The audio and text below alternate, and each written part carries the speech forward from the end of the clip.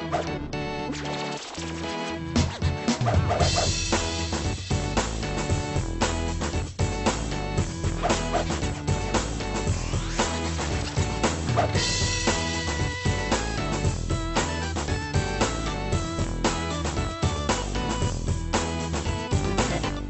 Americans, or anyone in today's global economy, live without Chinese goods? One family set out to answer that question, and what followed was a year-long adventure they could have never imagined. What exactly was it that you set out to prove? It was 2 days after Christmas. As I looked around the room, it dawned on me that our home was just absolutely full of things made in China. It struck me that it would be interesting to see what it would take in willpower and ingenuity to try to go a whole year without Chinese products. Well, let's see some of these makeshift products that you came up with as an alternative to This way.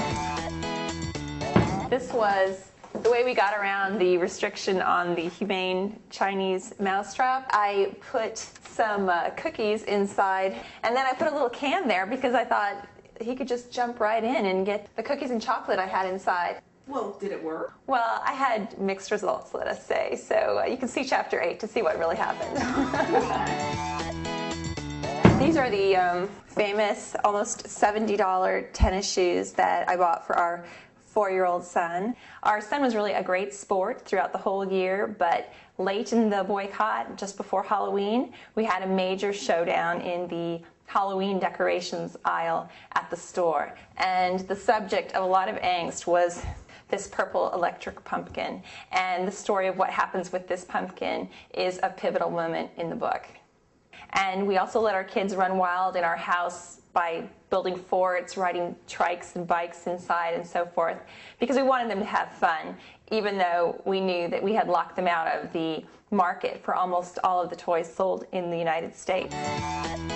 We did find things that were made in the USA. This puzzle was made in the USA, and games are almost all from China, so it was a real surprise, but we found this game, which the children actually do play and enjoy.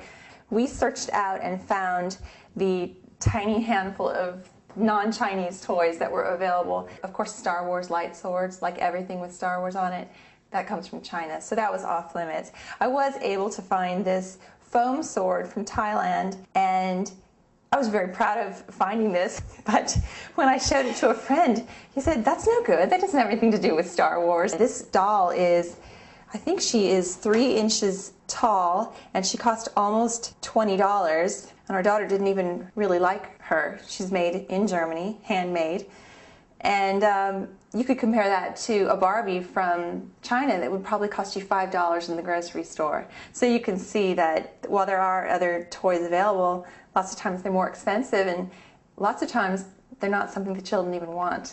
Well, and to most children, isn't size? Children don't have good taste.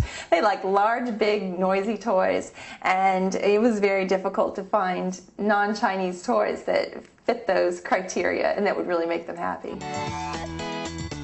Well, Sarah, thank you so much for showing us around. I mean, this has been really interesting. Well, I was happy to do it. Thank you. A Year Without Made in China is a thought-provoking read that will change the way you look at the items around your house.